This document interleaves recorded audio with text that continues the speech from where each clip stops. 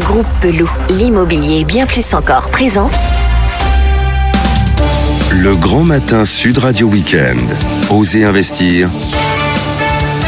Thomas Binet. Bonjour, vous êtes sur Sud Radio et vous écoutez Osez investir, votre rendez-vous hebdomadaire sur l'investissement réussi.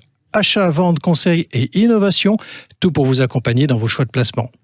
Au sommaire de ce 20e numéro, le tour du propriétaire avec les informations prioritaires de cette huitaine. Le professionnel de la semaine, nous avons le plaisir de recevoir Hervé Poulain, le président d'honneur de la maison de vente aux enchères Arcurial, pour parler d'investissement dans l'art. Le coin de l'expert avec notre consultant Bernard Cadot, spécialiste de logement, et c'est dans un instant.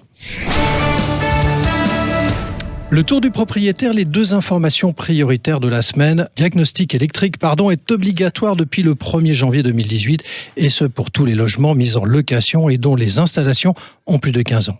Selon une étude de Promotelex, ce contrôle obligatoire est connu par 84% des propriétaires et 59% des locataires.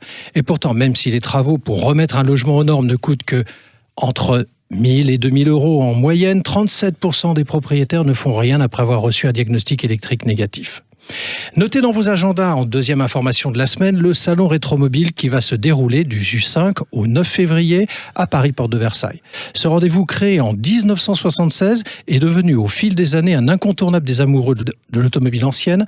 Pendant ce salon, Arcurial Motor Cars organise l'une des plus grandes ventes aux enchères spécialisées en Europe. Quelques 9 Lamborghini seront proposés à la vente, ainsi qu'une Mercedes-Benz de 1929 et une Delahaye de 1936, entre autres.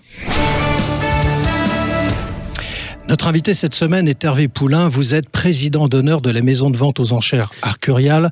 Vous êtes également le commissaire-priseur le plus rapide du monde avec 11 participations en 24 heures du Mans. Vous êtes sur le plateau d'Oser Investir et je suis très heureux de vous y accueillir pour parler d'investissement dans l'art. Bonjour Hervé Poulain. Bonjour, écoutez, je suis flatté d'être là parce que je crois que vous innovez une rubrique qui n'est pas l'investissement considérable de l'immobilier et de la bourse. Nous, dans l'art, c'est beaucoup plus restreint au niveau, évidemment, des montants et des chiffres. Mais nous occupons, parce que c'est un loisir, nous occupons beaucoup les médias. Tous ces prix que nous adjugeons font rêver les gens et les rend heureux. Hervé Poulain, 124 lots vendus à plus d'1 million d'euros ont été enregistrés en 2019, soit une augmentation de 38% par rapport à 2018, représentant 347 millions d'euros quand même.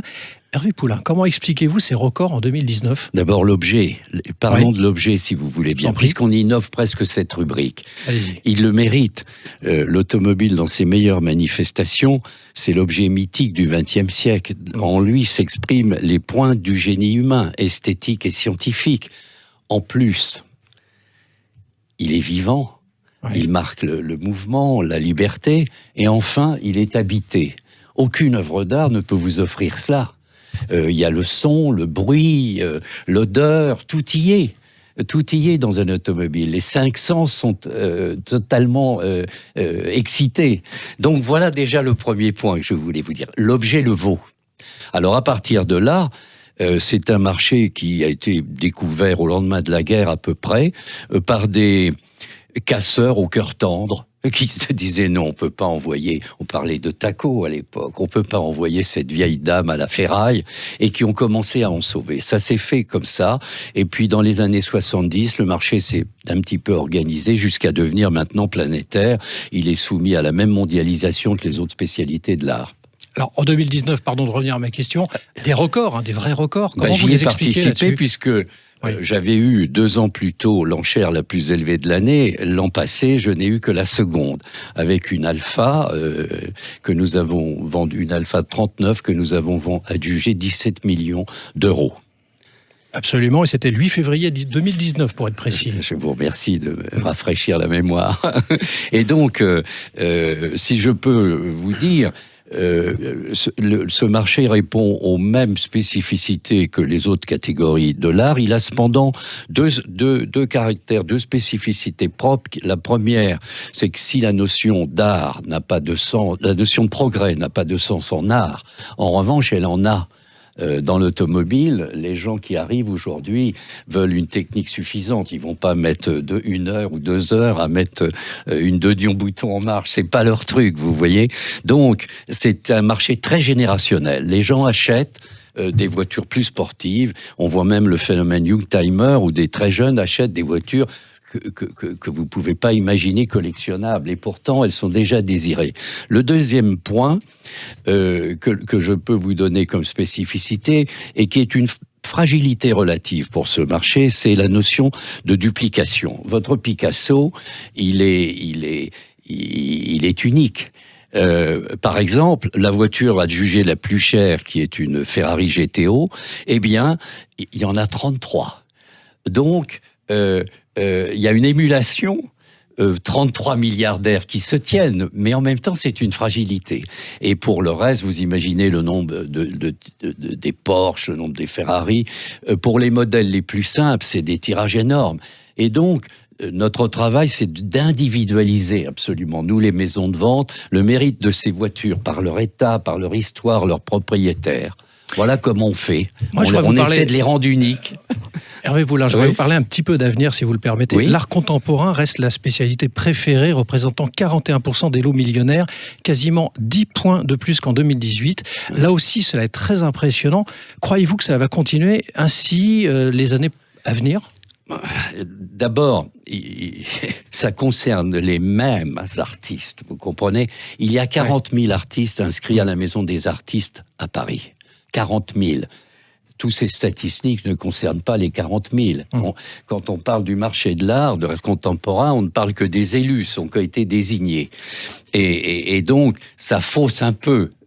L'assiette n'est pas la réalité. Ça, c'est le premier point. Le second, je vais vous dire, je ne suis pas inquiet quant à l'avenir de l'art contemporain.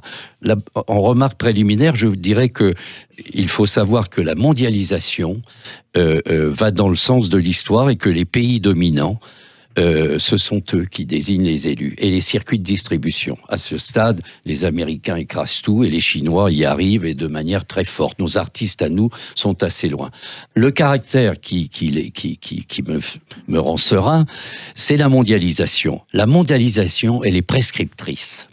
Elle désigne tous ces gens. Tous les Jeff Koons, tous ces types, les Murakami et tout. Et oui, chez nous, aujourd'hui, Soulage. Il y en a que pour Soulage, n'est-ce pas ? Et tout l'or du monde veut la même chose.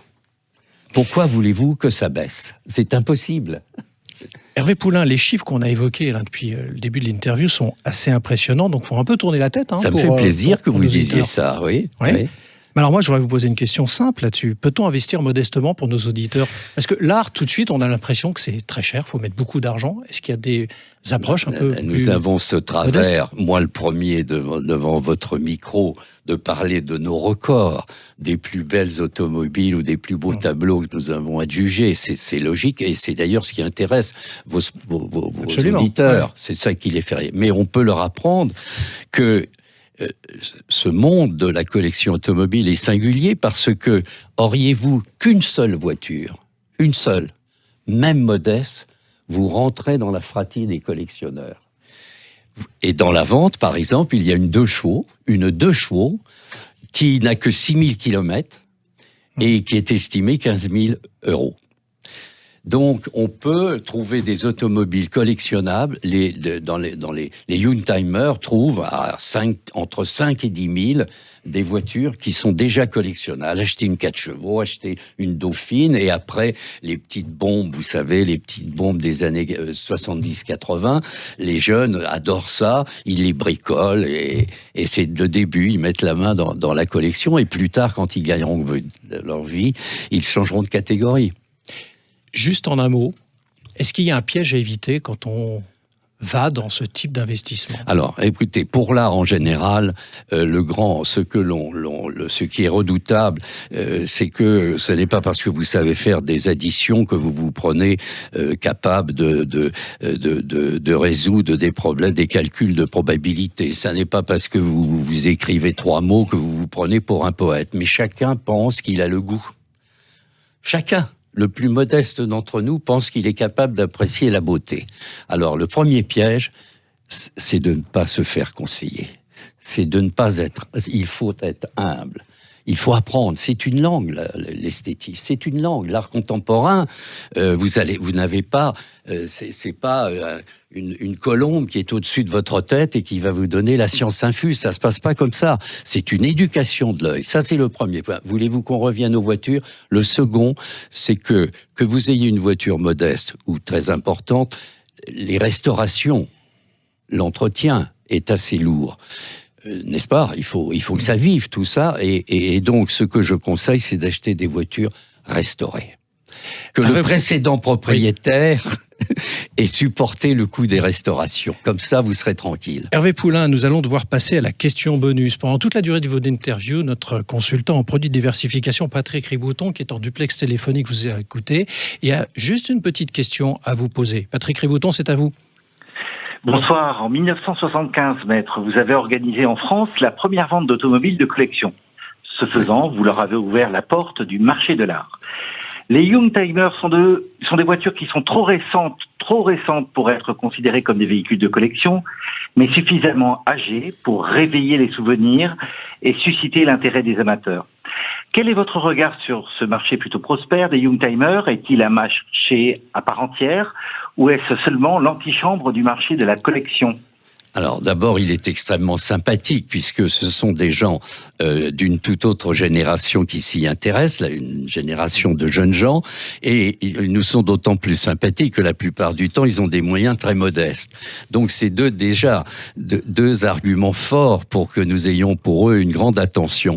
Mais en effet, de même que vous pouvez commencer à acheter de l'art, non pas avec les plus grands artistes parce qu'ils sont intouchables, de la même manière, vous débutez avec une première voiture. J'ai évoqué tout à l'heure une 2 chevaux.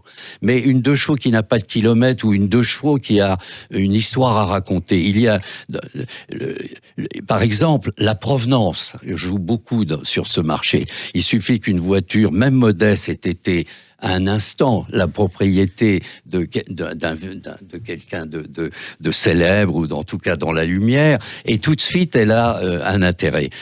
Voilà comment on entre par les chemins détournés et qu'on met le pied dans la vraie collection.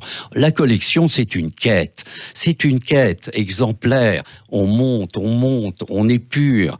Et puis on arrive au véritable qualificatif de collectionneur. Merci Hervé Poulain de nous avoir rendu visite dans Osez Investir. Et je rappelle que vous êtes le président d'honneur de la maison de vente aux enchères Arcurial et le commissaire-priseur, donc le plus rapide du monde. C'est très aimable. Le coin de l'expert, et cette semaine, c'est Bernard Cadot. Vous êtes notre consultant en logement. Cette semaine, Bernard, vous voulez nous parler de confiance. C'est bien ça ? Oui, c'est ça. Vous, Thomas, vous me connaissez. Vous me faites confiance, non ? Rassurez-moi. Je crois, oui. Bon, alors je sais bien, mais imaginez-moi en candidat à la location face à un bailleur qui ne me connaît pas. Pourquoi me ferait-il confiance et me permettrait-il de louer son bien immobilier ? Et c'est bien là que le bât blesse. On nage en plein paradoxe. Oui, en plein paradoxe, pourquoi ? Parce que les chiffres sont édifiants et dans leur immense majorité, plus de 98%, les locations se déroulent normalement, sans conflit. Et je tiens à le souligner ce matin à l'antenne. Voilà, attendez, je vous coupe la parole, Bernard, parce que s'il n'y a pas de conflit, vous en faites un sujet. Pourquoi en faire un sujet en définitive ? Tout simplement parce que les rares incidents braquent sur eux tous les projecteurs et se répand alors une légende urbaine selon laquelle le bailleur ne doit pas faire confiance à son locataire. S'en suivent 2 conséquences. L'une immédiate, on réclame de plus en plus de justificatifs à ce malheureux candidat locataire, parfois au mépris de la réglementation, et ce même candidat locataire vit sa recherche comme un parcours du combattant.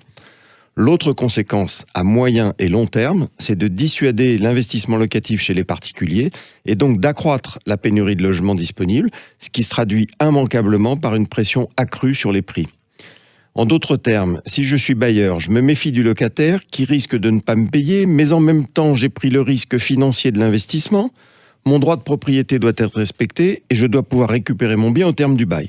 Et si je suis locataire, je ne comprends pas la raison de ce procès d'intention. C'est peut-être une vision un peu optimiste, non ? Non, au contraire, Thomas, vous allez voir tout de suite et vous allez comprendre pourquoi j'évoque ce sujet ce matin.